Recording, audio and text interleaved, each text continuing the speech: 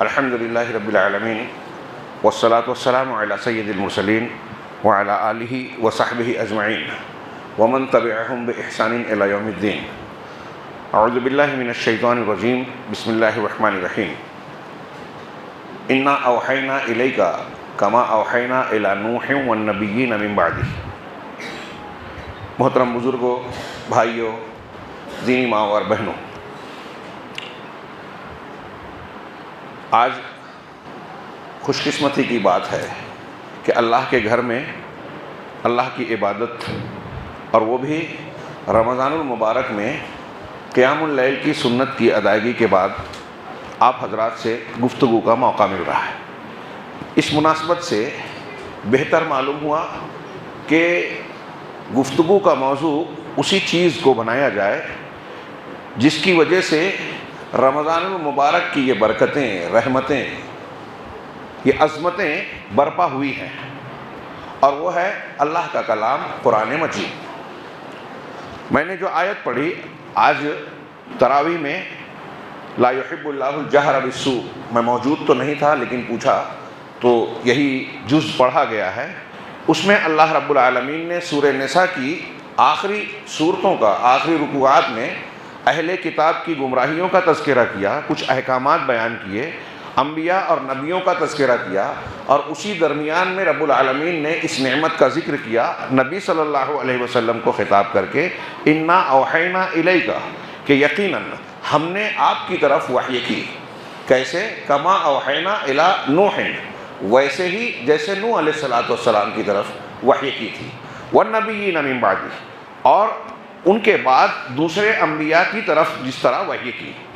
اس کے بعد آیت میں وَأَوْحَيْنَا إِلَىٰ إِبْرَاهِيمَ وَإِسْمَاعِيلَ وَإِسْحَاقَ وَيَعْقُوبَ وَالْأَسْبَاطِ، اور آیت کو مکمل آپ جانیے، پڑھیے۔ نبی صلی اللہ علیہ وسلم کی طرف بھی ویسے وحی کی گئی جیسے آپ سے پہلے انبیاء، مطلب گزشتہ انبیاء کی طرف جس قسم کی وحی کی گئی ویسی وحی اللہ کے نبی جناب محمد رسول اللہ صلی اللہ علیہ وسلم کی طرف بھی کی گئی۔ اب پہلے نوح علیہ السلام کا نام ہے۔ میں آپ حضرات سے جو حاضرین سوال کر رہا ہوں، کیا نوح علیہ السلام کے پاس کوئی کتاب اتاری گئی؟ آپ اور ہمارے علم میں ہے کہ ان پر کوئی کتابیں نازل کی گئی؟ جی نہیں۔ ہم نے نوح پر جس طرح وحی کی آپ پر بھی کی۔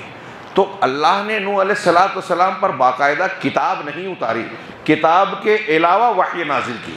اس سے پتہ چلا کہ انبیاء کے اوپر کتاب کے علاوہ بھی وحی ہوتی رہی ہے، اور نبی صلی اللہ علیہ وسلم کو وہ وحی بھی دی گئی۔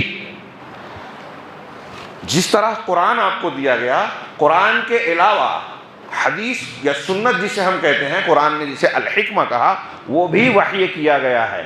لہٰذا اللہ کے رسول صلی اللہ علیہ وسلم پر ایمان لانے پر جس طرح قرآن پر ایمان لانا ضروری ہے، اسی طرح قرآن کے علاوہ جو وحی آپ پر نازل کی گئی، جسے وحی غیر مطلوع کہا جاتا ہے، وہ وحی جس کی تلاوت نہیں کی جاتی، اس پر ایمان لانا بھی ضروری ہے۔ اگر کوئی شخص اس کا انکار کر رہا ہے تو وہ قرآن کی اس آیت اور ایسی بہت سی آیتوں کا انکار کر رہا ہے، اللہ کی نازل شدہ وحی کا انکار کر رہا ہے۔ ہمارے یہاں کچھ لوگ منکرین حدیث کی شکل میں پائے جاتے ہیں، انہیں قرآن سمجھنا چاہیے۔ وہ کہتے ہیں ہمارے لیے قرآن کافی ہے، قرآن کو مانیں گے تو حدیث کو ماننا پڑے گا، یہ آیت بھی کہہ رہی ہے۔ امام بخاری رحمہ اللہ نے اپنی صحیح بخاری کا آغاز کتاب الوحی سے کیا۔ دیگر محدثین آپ دیکھیں گے کسی نے کتاب الطہارہ سے شروع کیا، کسی نے کتاب الایمان سے شروع کیا۔ امام مالک نے اپنی موطا کی شروعات مواقیت الصلاۃ اور نماز سے شروع کی۔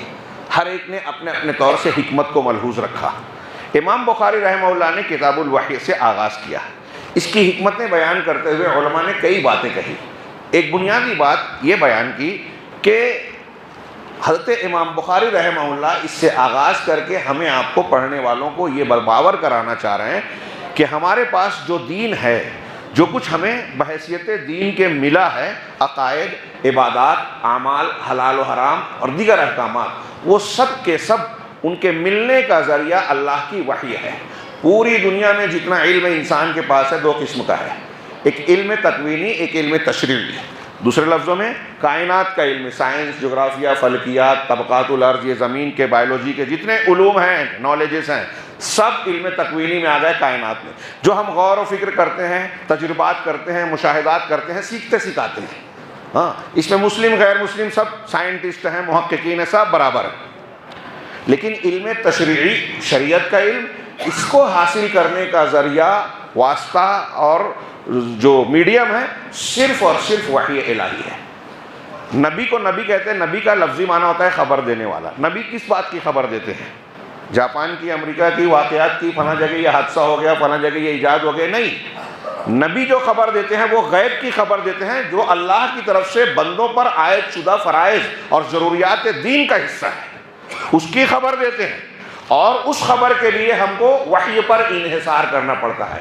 اسی کو ماننا ایمان بالغیب کہلاتا ہے. مومنین کی بنیادی صفت ہے یؤمنون بالغیب، کہ وہ غیب پر ایمان رکھتے ہیں، اور غیب کی جتنی بھی چیزیں ہیں ان کی ایمانیات کی بنیاد اللہ کی وحی ہے. اس میں انسان کا دماغ، کسی کا خواب، کسی کا اجتہاد، کسی کی عقل نہیں چلتی.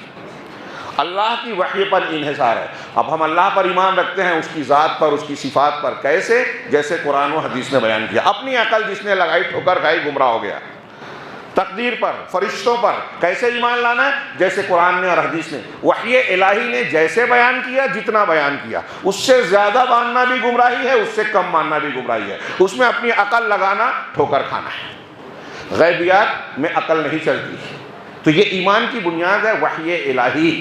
ہاں، اللہ تبارک و تعالیٰ نے جیسے یہاں ذکر کیا، آپ دیکھ سکتے ہیں. میں ایک اشارہ کروں، موسیٰ علیہ السلام پر توریت کب نازل کی گئی؟ جب آپ فرعون اور آل فرعون سے بچ گئے، وہ ڈبا دیا گیا دریا میں. قرآن بتاتا ہے، سورہ انفال اعراف پڑھیے. اس کے بعد حضرت موسیٰ علیہ السلام کو طور پر بلایا اور اللہ نے توریت دیا.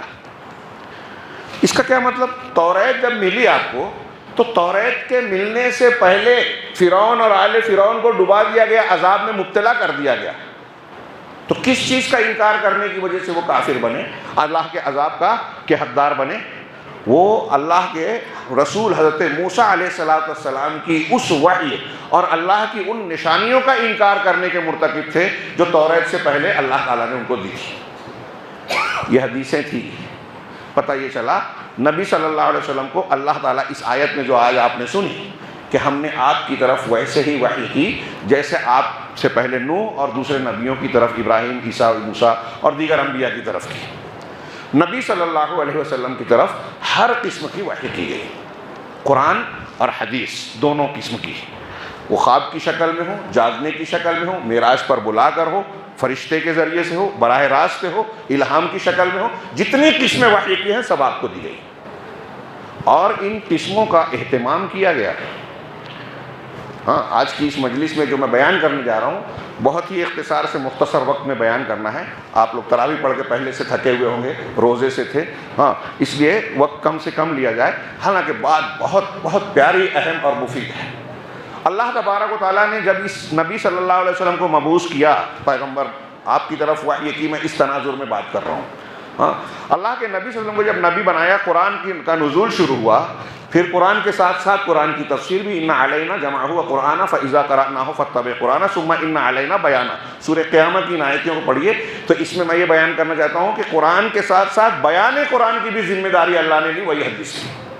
تو جب اس کے نزول کا سلسلہ شروع ہوا تو آسمان میں اس کا اہتمام، اللہ نے کتنا اہتمام کیا. غور کیجیے کہ آسمان میں پہرے لگا دیے، شہاب ثاقب.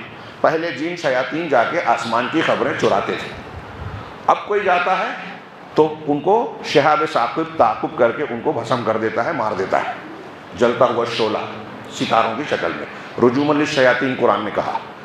جب یہ سلسلہ شروع ہوا، صحیح بخاری میں حضرت ابن عباس رضی اللہ تعالیٰ عنہ کی قدر تفصیلی روایت ہے کہ جب شہاب سے شیاطین کو مارنے کا سلسلہ شروع ہوا تو جنوں کے اندر کھلبلی مچی. انہوں نے میٹنگ، یہ میں اپنے الفاظ میں بیان کر رہا ہوں، ان کو بے چینی ہوئی کہ کیا ایسا معاملہ ہو گیا ہے کہ یہ شہاب کا سلسلہ شروع ہو گیا. آپس میں میٹنگ کی کہ کوئی نہ کوئی بڑا معاملہ اور حادثہ واقعہ پیش آیا ہے، ہاں، جس کی وجہ سے یہ تبدیلی ہوئی ہے. تو ہمیں دنیا میں گھوم پھر کر معلوم کرنا چاہیے کہ ایسی کون سی نئی بات واقع ہو گئی. جنوں کی الگ الگ ٹولیاں بنی، گروپ بنائے گئے اور دنیا کے مختلف حصوں میں وہ لوگ نکل گئے، یہ معلوم کرنے کے لیے کہ کوئی خاص واقعہ ہوا ہے. چنانچہ حضرت ابن عباس کہتے ہیں کہ اسی درمیان نبی کریم صلی اللہ علیہ وسلم نئی نئی نبوت تھی، مکہ والے ستا رہے تھے، آپ ان کو دعوت دے رہے تھے، آپ کے ساتھ چند کمزور اور سماج میں جو دبے کچلے لوگ، کمزور لوگ تھے وہ مومن تھے، ایسے چند صحابہ کے ساتھ آپ نکلے تھے. آپ جا رہے تھے اوکاز کے میلے میں، سوق اوکاز، عربوں میں میلے لگتے تھے، وہاں جا کے آپ تبلیغ کرتے تھے. میلوں میں تفریح کے لیے جانا جائز نہیں ہے، درست نہیں ہے، آپ وہاں جا کے اصلاح کا کام کر سکتے ہو، سمجھا بجھا سکتے ہو تو ٹھیک ہے. نبی صلی اللہ علیہ وسلم اسی کے لیے نکلے اور صحابہ اپنے بعض صحابہ کے ساتھ وادی نخلہ، مکہ سے نکل کے اوکاز کے راستے میں ایک جگہ پڑتی ہے وادی نخلہ، اس جگہ پر فجر کی نماز کا وقت ہو گیا. آپ صحابہ کرام کو فجر کی نماز پڑھا رہے تھے اور اس میں قرآن کی تلاوت کر رہے تھے. ہاں، جنوں کی وہ ٹولی جو اس علاقے کے لیے گئی تھی وہاں سے گزری تو انہوں نے قرآن سنا. ہاں، وَإِذْ صَرَفْنَا، قرآن نے اس کی خبر دی سورہ جن میں اور سورہ احقاف میں. وَإِذْ صَرَفْنَا إِلَيْكَ نَفَرًا مِنَ الْجِنِّ، جب ہم نے جنوں کی ایک جماعت کو آپ کی طرف پھیرا. پڑھیے وہ آیتیں، موقع نہیں ہے کہ میں تفصیل میں جاؤں. جنہوں نے سنا، قرآن کی سماعت کی، ایمان لے آئے. سورہ جن میں اس کا ذکر ہے کہ إِنَّ سَمِعْنَا قُرْآنًا عَجَبًا، ہم نے عجیب و غریب قرآن سنا.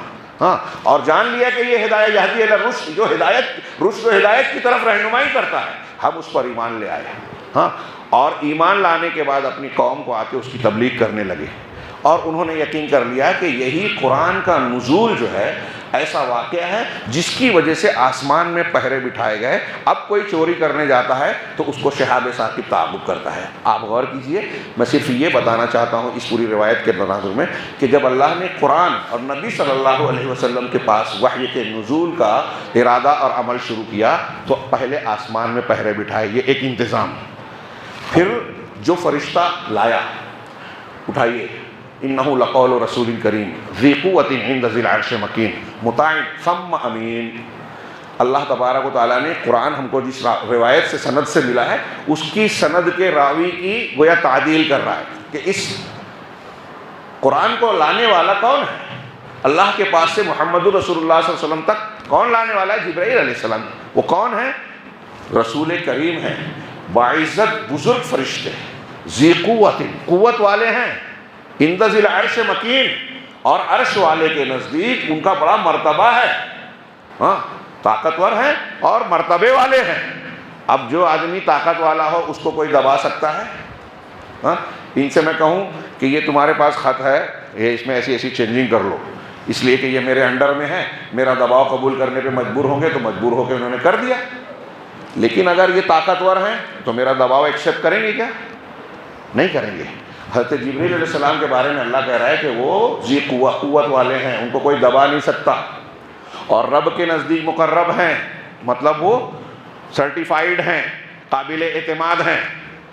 ذی قوت عند ذی العرش مطاع، ان کی اطاعت کی جاتی ہے، لوگ ان کی فرشتے ان کی بات مانتے ہیں، فرشتوں میں سردار ہیں تو فرشتے ان کو چینج کرنے کے لیے نہیں بول سکتے، وہ خود سردار ہیں، کسی کے انڈر میں نہیں ہیں، ان کے انڈر میں دوسرے ہیں.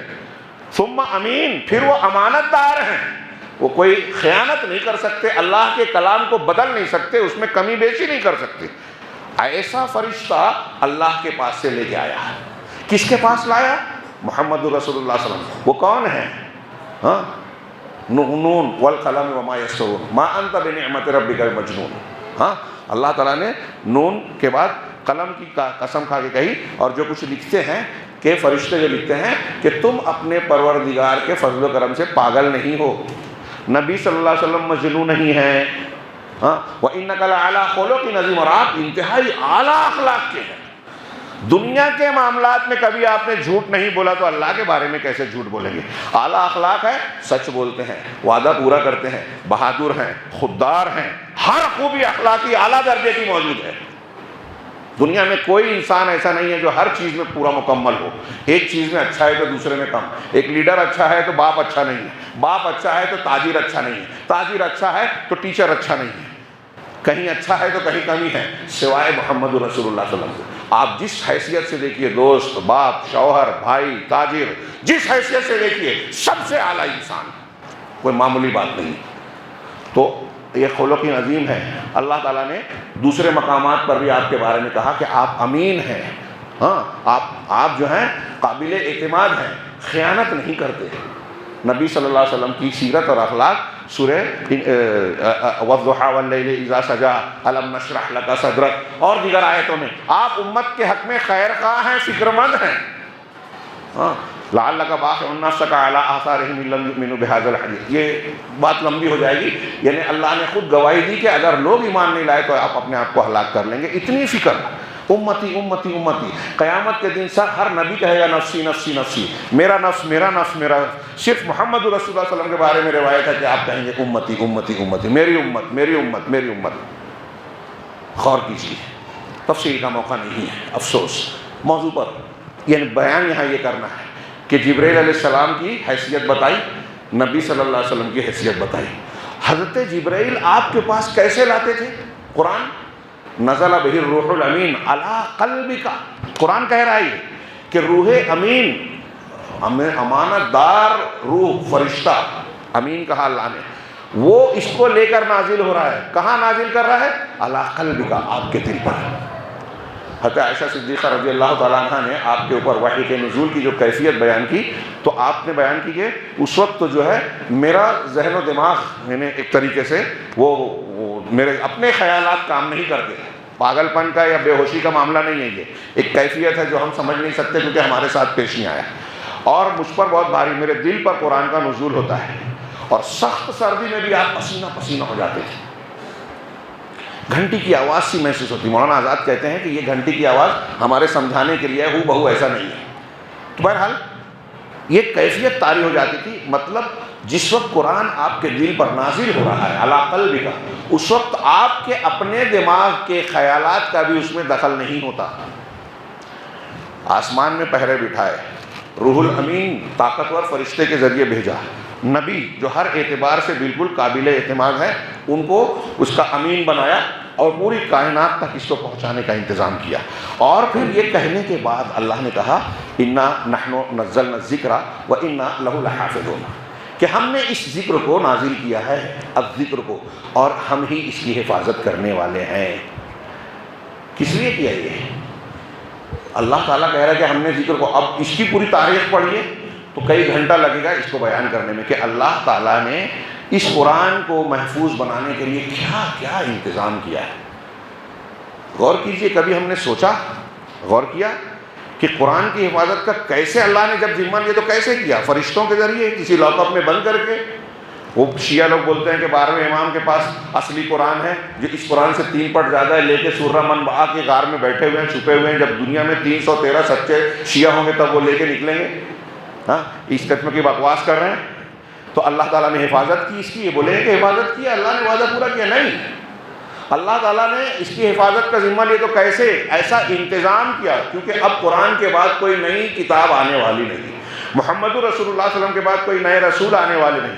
قیامت تک یہی کتاب حجت ہے پوری کائنات پر، پوری دنیا پر. وہ امریکہ میں رہنے والا ہو، آسٹریلیا میں، افریقہ میں، کسی بھی ملک کا، کسی بھی دیہات اور شہر کا ہے، قرآن اور محمد رسول اللہ صلی اللہ علیہ وسلم اس کے لیے حجت ہے. کوئی ایمان نہیں لائے گا اگر اس پر تو وہ کافر ہے، جہنم میں جائے گا. لہذا اللہ نے اس کی حفاظت بھی کی اور اس کو عام کرنے کا بھی ذمہ لیا. کیسے حفاظت کی؟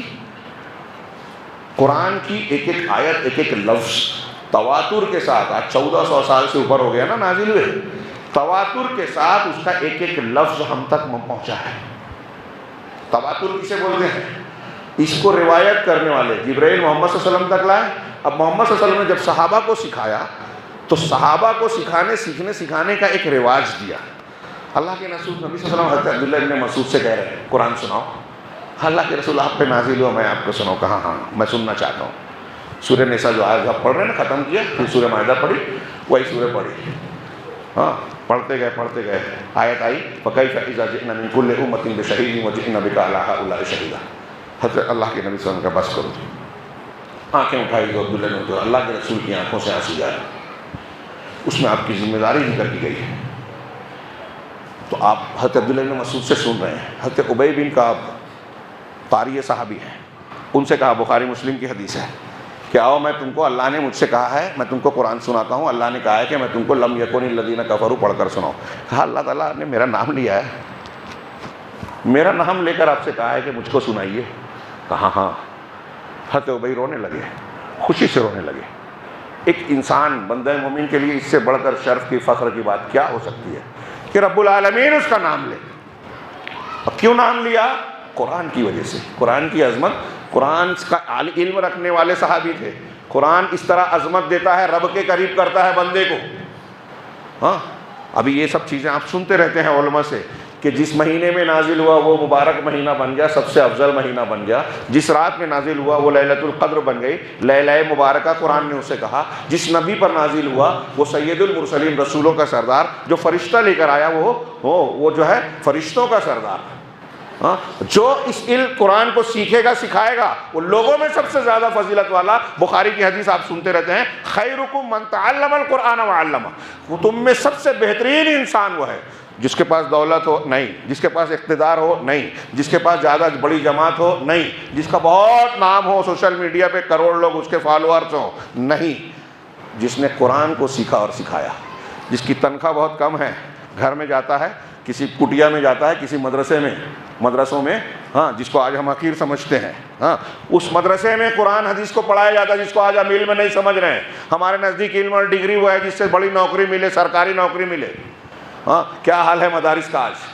گورنمنٹ بند کرانا چاہتی ہے، یہود و نصارہ بند کرانا چاہتے ہیں، اور ہم بھی اس کے سلسلے میں غفلت کا شکار ہیں. تو اللہ تعالیٰ کے رسول نے کہا انسانوں میں تم میں بھی سب سے بہترین انسان وہ جو قرآن سیکھے سکھائے. دیکھیے قرآن کی عظمت.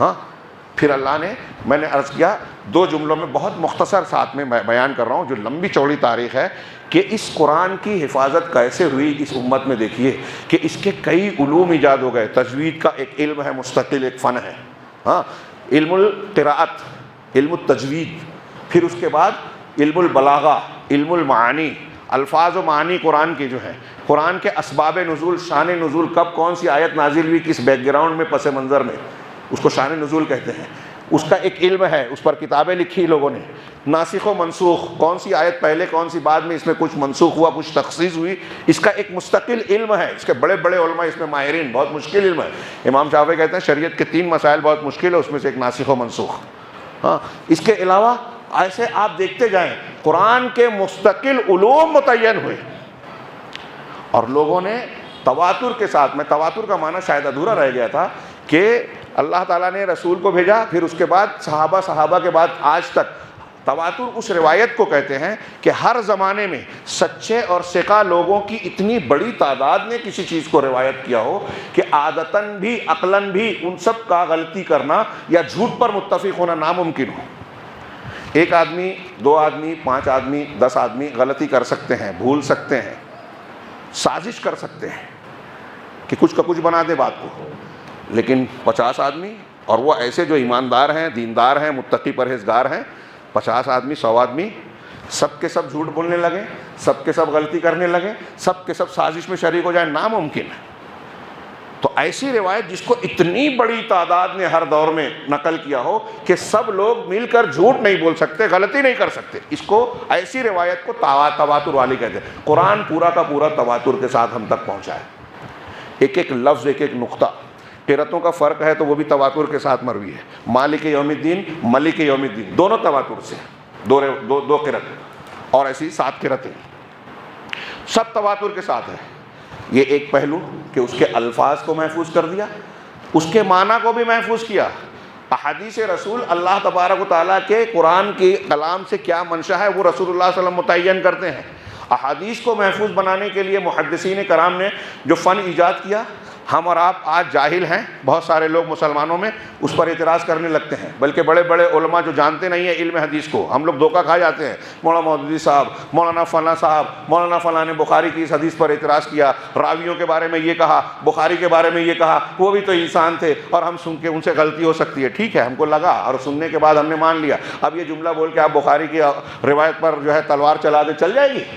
آسان کام ہے. یہ جہالت ہے آپ کی اور ان لوگوں کی جو ایسا کہتے ہیں. بہت بڑے جاہل ہیں یہ منکرین حدیث، فن حدیث کو جانتے ہی نہیں.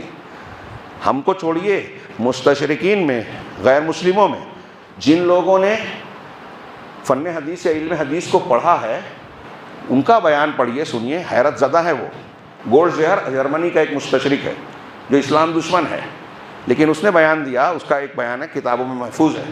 وہ کہتا ہے کہ مسلمانوں نے اپنے نبی محمد صلی اللہ علیہ وسلم کی احادیث کو روایت کرنے، محفوظ بنانے کے لیے جو اصول اختیار کیے ہیں، صحیح اور غلط، صحیح ضعیف، قبول اور مقبول اور مردود کے درمیان فرق کرنے کے لیے، کہا ایسا زبردست اصول کسی امت کے پاس نہیں۔ اور اس کام کے لیے انہوں نے حدیثوں کو نقل کرنے والے 5 لاکھ راویان حدیث کے حالات محفوظ رکھے ہیں۔ کتنے؟ 5 لاکھ۔ یعنی یہ راوی حدیث ہے، یہ کب پیدا ہوئے، ان کی کب وفات ہوئی، کس شہر کا سفر کیا، کون ان کا استاذ ہے، کون شاگرد ہے۔ ہم کو یہ ایسی ہلکی پھلکی بات لگتی ہے، لیکن حدیثیں صحیح غلط معلوم کرنے میں ان چیزوں کا بڑا دخل ہے۔ یہ ایک حدیث بیان کر رہے ہیں، ان کا استاذ یہ ہے، تو اب دیکھیں کہ وہی استاذ کے دوسرے شاگرد وہی حدیث بیان کرتے کہ نہیں کرتے؟ فٹ سے پتہ چل جائے گا کہ غلطی کر رہے ہیں کہ صحیح کر رہے ہیں۔ ان کے 10 شاگرد ہیں، 9 شاگرد ایک حدیث بیان کر رہے ہیں، 10واں جو ہے الگ ڈھنگ سے بیان کر رہا ہے، اس کا مطلب وہ 10واں غلطی کر رہا ہے، 9 صحیح ہے۔ یہ ایک میں آپ کو مثال دے رہا ہوں، فلاں استاد سے ملاقات نہیں ہوئی، وہ اس کا استاذ ہے ہی نہیں، اب اس سے روایت بیان کر رہے ہیں، مطلب بیچ میں کوئی گیپ ہے، چھوٹا ہوا ہے، حدیث ضعیف ہو جائے گی۔ ہاں، ایسی بہت سی باریکیاں میں بھی بیان کروں تو آپ حیرت زدہ۔ اور محدثین نے یہ اصول ضابطے قرآن و حدیث کی روشنی میں بنائے ہیں۔ نتیجہ یہ نکلا کہ حفاظ حدیث پیدا ہوئے۔ امام بخاری لاکھوں حدیث کے حافظ تھے، ان میں سے یہ چن کر جو ہے چند ہزار کو اپنی صحیح بخاری میں جگہ دی جو بالکل پختہ اور قابل اعتماد ہو۔ بعض علماء یہاں تک کہ مجھے یاد پڑتا ہے امام احمد بن حنبل نے کہا کہ جو حدیث کو امام بخاری نہ جانے وہ حدیث نہیں ہے، اتنا ان کو ادراک تھا۔ ایسے محدثین، ابن ابو ذرع رازی، یہ ایسے تھے، کہتے تھے لوگ مجلس میں بیٹھ کے کہ مجھ کو کوئی اگر ایک ایسی حدیث کوئی سنا دے جو مجھ کو نہیں معلوم ہے تو 1 حدیث کے بدلے میں 1 دینار دوں گا، سونے والا سکہ 1 دینار دوں گا۔ کوئی ایک حدیث ایسی سنا نہیں پاتا تھا، اللہ نے ان کو حافظہ بھی کیسا دے دیا۔ یہ ابو ذرع رازی گھر سے نکلتے تھے تو کان میں جو ہے کپاس، اور کیا بولتے ہیں آپ لوگ، روئی، کپاس، وہ ڈال لیتے تھے۔ لوگ پوچھتے یہ کیوں کرتے؟ کہا میرا ایسا معاملہ ہے کہ جو سن لیتا ہوں بھول نہیں پاتا، تو میں ڈرتا ہوں کہ کہیں کسی گانے والے کے گانے کی آواز سن لوں گا، گانے والی کے، تو وہ بھول نہیں پاؤں گا، اس لیے میں کان میں ڈال لیتا ہوں تاکہ غلط چیز کو سنوں ہی نہیں۔ ایسی کتنی، یہ موقع نہیں ہے، میں صرف اس طرف اشارہ کر رہا ہوں کہ اللہ تعالیٰ نے کیسا انتظام کیا۔ قرآن کے حفاظ، میرا خیال ہے کہ 12-15 سال پہلے ایک سروے رپورٹ آئی تھی، اندازہ 12-15 سال میں اندازاً کہہ رہا ہوں، جس میں یہ تھا کہ پوری دنیا میں 2 کروڑ قرآن کے حافظ ہیں، کم و بیش 2 کروڑ، اور میرا یقین ہے کہ اس سے ڈبل سے زیادہ ہو گئے ہوں گے اب، جس طریقے سے قرآن کے حفظ پر لوگوں نے زور دیا، سعودی مملکہ میں اور دوسرے مقامات پر جس طرح زور دیا جاتا ہے۔ تھوڑی دیر کے لیے سوچئے کہ 2 کروڑ 4 کروڑ ایک کتاب کے حافظ، اور ابھی آپ نے، ہم یہاں تراویح کا اہتمام کرتے ہیں، کوئی اور مذہب یا مذہبی کتاب ایسی ہے جس کے اتنے حافظ پائے جاتے ہوں؟ توریت، انجیل، یہاں ہندو مذہب کے لوگ مانتے ہیں وہ وید، رگ وید، رجر وید، سام وید، اتھر وید، رگ وید ان کی بنیاد ہے، تو اس بنیاد ہی کی ایک کتاب کا کوئی ایک حافظ ہے کیا؟ ایک کہیں سنتا سناتا ہے، اگر بولے بھی، کسی نے چیلنج کیا تھا تو ایک پنڈت نے 2-4 سال پہلے کہا تھا کہ ہاں ہمارے ہاں ایک وید کا حافظ ہے۔ کس نے وہ کہا تھا؟ ان سے پوچھا جائے کہ تراویح پڑھایا کیا انہوں نے؟ ہاں، کس نے سنا؟ آپ نے کہہ دیا، ہم نے مان لیا۔ ہمارے ہاں آپ آگے دیکھیے، ہلاکو نے جب سارے قرآن، ہلاکو کی فوج نے بغداد میں قرآن کے سارے نسخے جلا دیے تو ایک بوڑھا آدمی 2 چھوٹے بچوں کو لے گیا اس کے سامنے، ایسا کہتے ہیں، تاریخ میں روایت ہے، ہلاکو یہ ہو یا اس کا کوئی سپہ سالار ہو، تو ایک سے کہا کہ قرآن پڑھا گیا، اور دوسرے سے کہا کہ غلطی کرے تو ٹوکنا، ہم کہیں غلطی کرتے تو لقمہ دیتا۔ تو اس بزرگ آدمی نے کہا ہلاکو سے یا اس کے سپہ سالار سے کہ ایک بات بتاؤ، تم نے یہ قرآن جو کاغذات میں اور صحیفوں میں لکھا ہوا تھا وہ تو جلا دیا، دریا میں، فرات میں ڈال دیا، ہاں، لیکن یہ جو سینوں میں محفوظ ہے قرآن، اس کو کیا کرو گے؟ تو اس نے کہا کہ واقعی میں اس کتاب کو ختم نہیں کر سکتا، انا نحن نزلنا الذکر وانہ لحافظ، ہم نے اس کتاب کو نازل کیا اور اس کی حفاظت کرنے والے ہم ہی ہیں۔ ہاں، آپ یہ انتظامات دیکھ رہے ہیں، میں نے بہت ہی اختصار سے بیان کیا کہ اللہ نے اتارا، سینوں میں محفوظ کیا، علوم کی شکل میں، اللہ کے نبی صلی اللہ علیہ وسلم صحابہ کو، صحابہ تابعین کو، تبع تابعین کو، ہر دور سے یہاں تک پہنچ رہا ہے، اور یہ ہم کو آگے پہنچانا ہے۔ یہ اہتمام کس لیے، کیوں ہے؟ یہ قرآن کیا ہے؟ اس کی قیمت اور قدر و قیمت پہچانیے.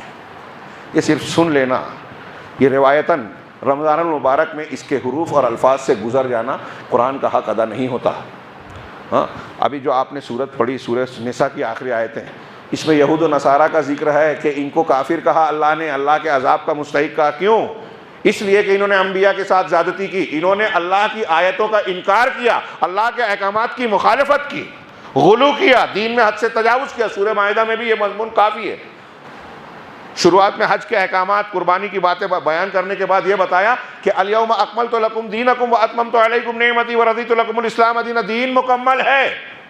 یہ قرآن اور قرآن کی تفسیر حدیث یہ ملا کر دین مکمل ہے قیامت تک. عقائد ہو، عبادات ہو، اعمال ہو، تمہاری ہر ضرورت اس میں موجود ہے. اور یہ سب سے بڑی ضرورت ہے، کھانے پینے سے زیادہ اہم ہے. علامہ ابن قیم اور دوسرے علماء کہتے ہیں کہ ہم کو جو کھانے پینے کی ضرورت ہے نا، یہ جسم اور شریر کی ضرورت ہے، اور جو اللہ کا کلام اور محمد رسول اللہ صلی اللہ علیہ وسلم کی تعلیمات ہدایت کی شکل میں ملی ہے، یہ ہماری روح کی، ہماری سول جس کو کہتے ہیں انگریزی میں، ہماری روح کی ضرورت ہے. اگر یہ کھانا پینا نہ ملے تو ہمارا شریر مرے گا اور اس کو مرنا ہی ہے.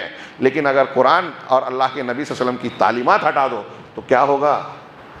دنیا میں بھی ہم جانوروں کی زندگی گزاریں گے، ظلم، زیادتی، بے چینی، گھبراہٹ، نفسیاتی اور دل کی بیماریاں پکڑے گی، اور مرنے کے بعد ہمیشہ کا دائمی عذاب، جہنم کا وہ بھیانک عذاب جس کا ہم اور آپ تصور نہیں کر سکتے. وہ آگ جو دنیا کی ڈامر اور تارکول سے زیادہ کالی ہے، جہاں انسان موت کو پکارے گا، موت ہر طرف سے آئے گی. وَيَأْتِيهِ الْمَوْتُ مِنْ كُلِّ مَكَانٍ وَمَا هُوَ بِمَيِّتٍ. ہر طرف سے موت آئے گی لیکن وہ مرے گا نہیں.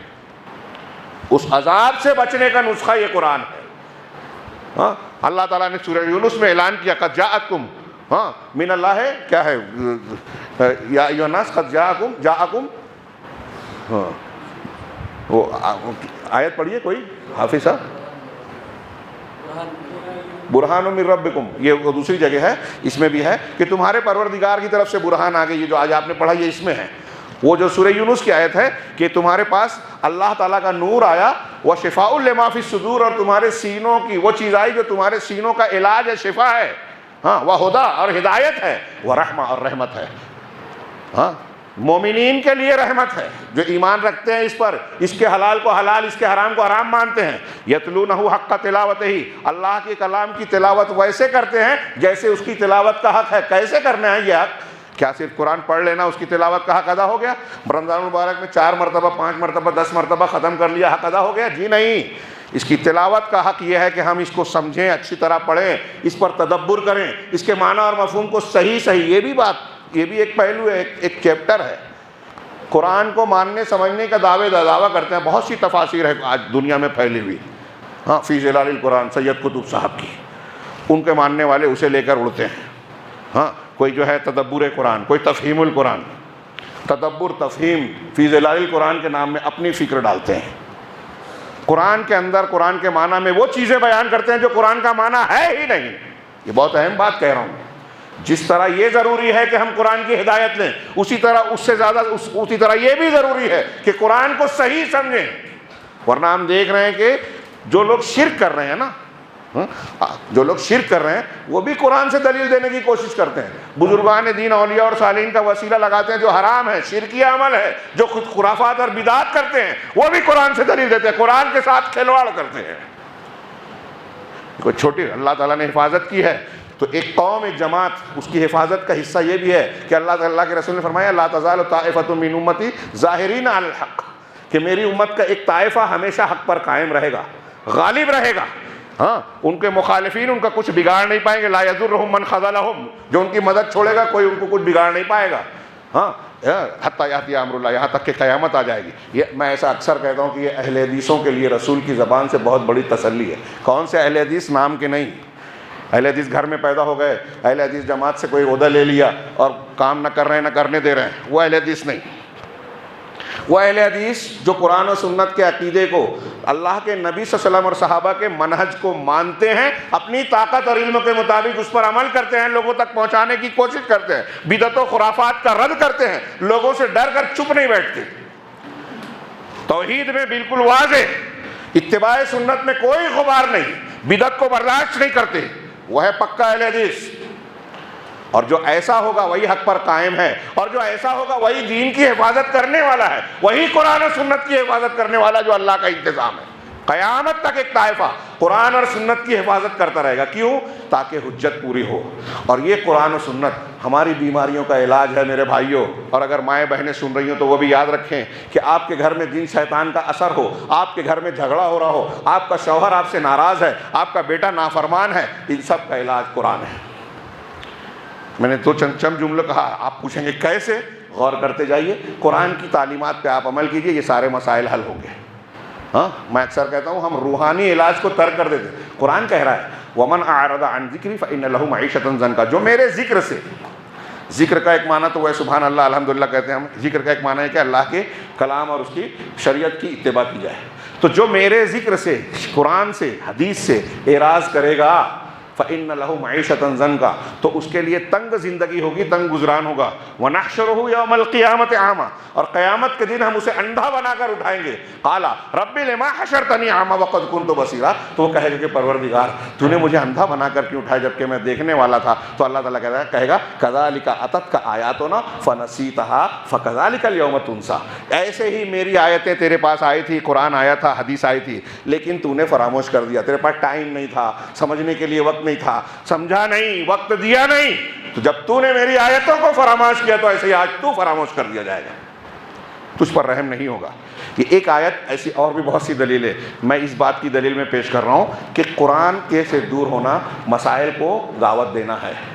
آج مسلمان کاٹے جا رہے ہیں، مارے جا رہے ہیں، سازشوں کا شکار ہیں، کہیں طوفان ہے، کہیں زلزلہ ہے، کہیں بینکوں کا دیوالیہ ہو رہا ہے، کہیں برما کے پناہ گزینوں میں آگ لگ گئی ہے، تو کہیں جو ہے مسلمانوں کو جو ہے مختلف قسم کے قوانین کے شکنجے میں جکڑ کر جو ہے کہ آپ کے پاس جو ہے شہریت نہیں ہے، آپ یہ جانور نہیں کاٹ سکتے، آپ یہ نہیں کھا سکتے، آپ ہندوستانی ہو اس کا ثبوت دو، ایسی بہت ساری مصیبتیں آفتیں ہیں۔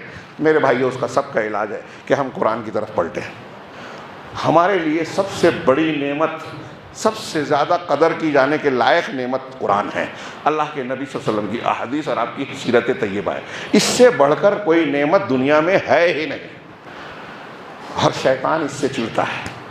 اللہ تعالیٰ نے سورہ نساء میں جو آج آپ نے پڑھا، اللہ پر ایمان لاؤ، رسول پر، اے ایمان والو اللہ پر ایمان لاؤ، رسول پر ایمان لاؤ، کتاب پر اس کی تفسیر پڑھیے تو ایمان لے آئیے۔ شیطان اس سے ڈرتا ہے کہ مومن بندہ قرآن کے ساتھ نہ جڑ جائے۔